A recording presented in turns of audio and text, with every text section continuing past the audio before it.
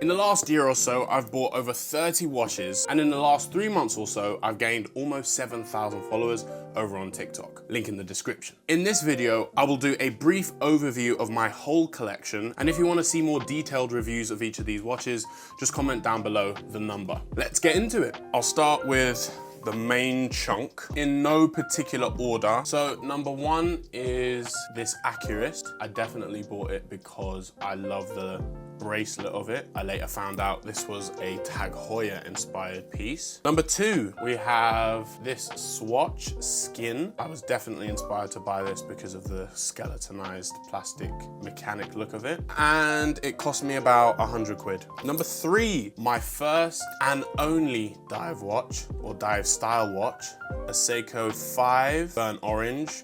Beautiful, again skeletonized. This cost about 217, like 220. You'll see as we go through this, skeletonized is kind of my thing. Next, the only Casio I ever regret buying. I don't remember the name of this, but again, if you want more specific info, just comment the number down below. I think I bought this because it kind of looked like a 5711 Nautilus, but when I got it, I wasn't really into it and I haven't really worn it. And it cost me around 30 to 50 pounds, I don't quite remember. Number five, this is another Casio, but this is a Casio I actually know I'll never get rid of. I bought this for a very specific reason. So I make content for a living, and for some of my clients, they need a lot of fast turnaround edits. So I hired an editor who happens to live overseas, and I kind of got annoyed like having to check what time zone she was in all the time. So I got this to be able to just switch between time zones and just check quickly what time it was where she was. This one cost about 40 quid.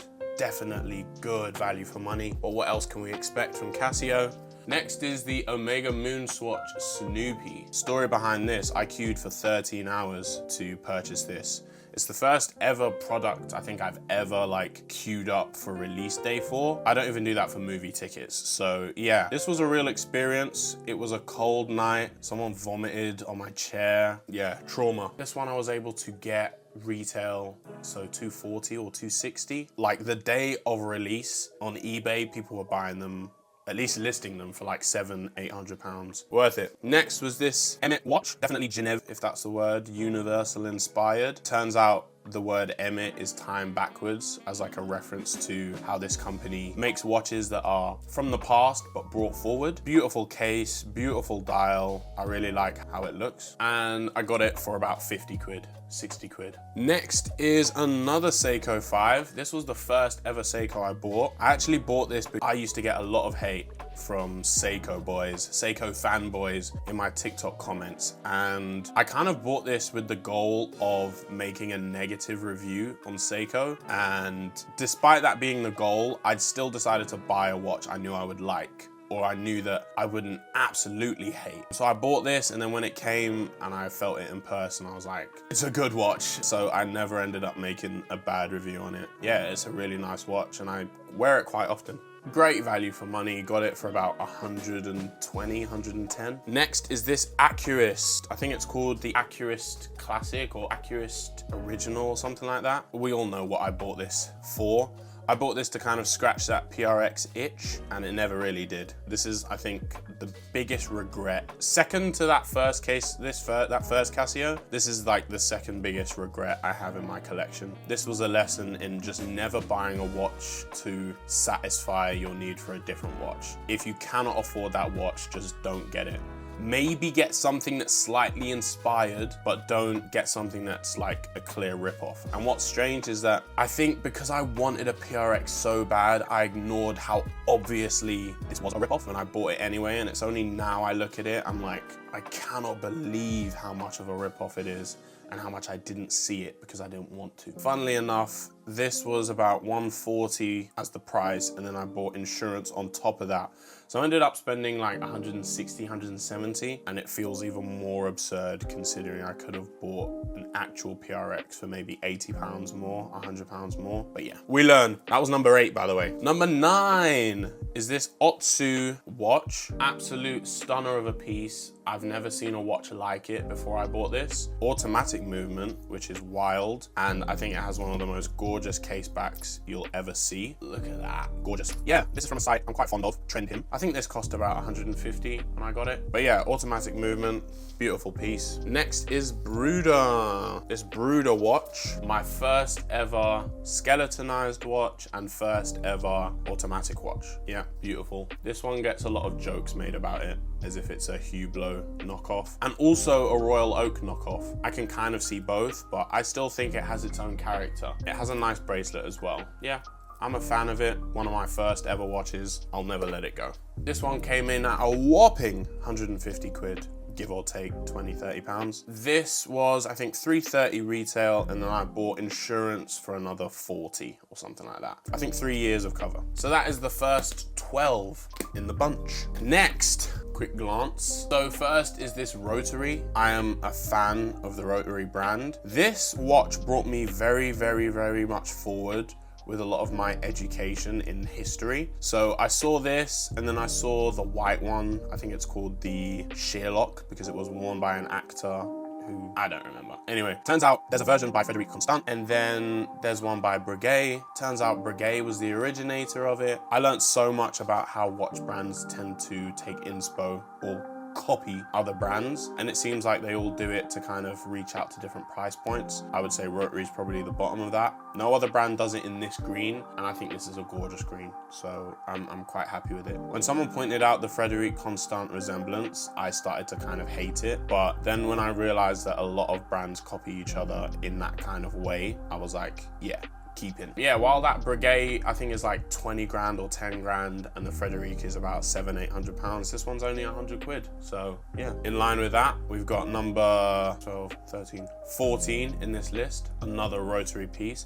This is the first Rotary I ever bought, and it is, I think, the thinnest watch I own. You may have seen so far with this collection, I'm not a fan of things like divers because of their bulkiness. I love a good thin watch. And I mean that in saying, like, if a watch is too thick, no matter how gorgeous it looks, dial, quality, whatever, I'm not getting it.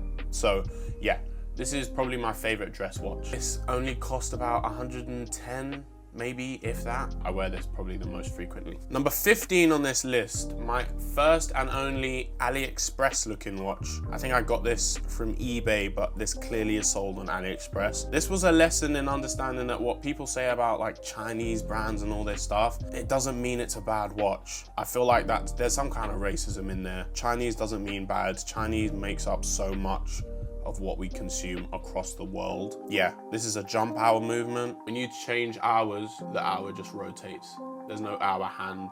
The hour is that window there. Yeah, beautiful piece, automatic, 150 quid, something like that. Number 16 is this Seizmont, again from Trendhim. They make very unique looking watches, as you'll see from more coming up. This one I think you can get now for like 60 quid. And I think for the design and how unique it is, I really think it's great value for money. It's a quartz, but who cares, you know. A great little versatile watch. I feel like you can wear this with a jeans and tee, and because it's black, you can kind of wear whatever colors you want, and then this will still match, like a black pair of trainers. Next is the oldest watch I have.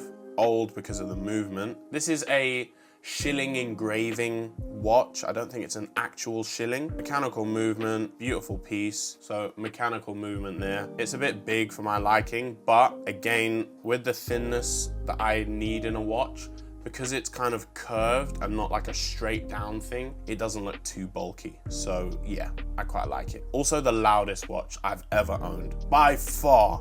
Like, if we were rating it on a scale of 1 to 10, all of my other watches are like 2, 1, some 0, to the point where you cannot hear a thing, right? This is a 9. I'm talking, when I'm working or watching TV here at this desk, it distracts me. That's how loud it is. But I'm learning to love it. Yeah, oldest movement I have.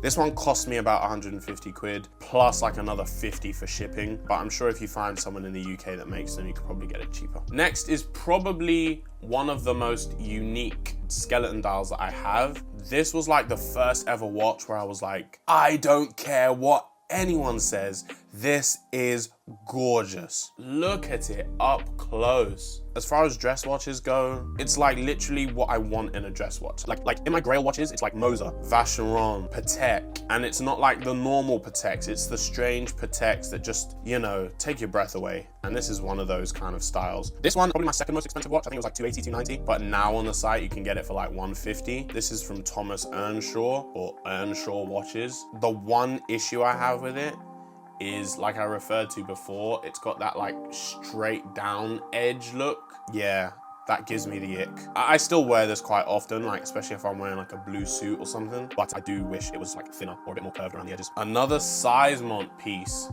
Again, like I said to you guys before, they just make some real standout pieces. I do like the curved dome, and it's probably the only all gold watch I have. No, it's my second one. Yeah. Very nice way of telling the time, very unique, definitely a conversation starter. And again, like the other Seizmont, I probably got it for about £100, but you can probably get it for like 60, 70 now on the Trendhim website. Gorgeous. And this one is the most unique watch I have in terms of telling the time. So I did a whole video of this on my TikTok in detail, where the way you tell the time is based on how the stars and moon move on the corner, as well as that little window in the trees. This is from Mr. Jones Watches. Now this one is, I think, $335, $350 retail, but this is the first and only gifted watch. They sent this to me for a review. The review did really well. Yeah, this one's like the most artistic watch I have. Love it. So that is 13, 14, 15, 16, 17, 18, 19, 20. That's 20 done. 8, 12, yeah, 20. Down to the last box. Now this is probably my first like serious watch. I know you'll roll your eyes up at the word serious because it's not a Seiko.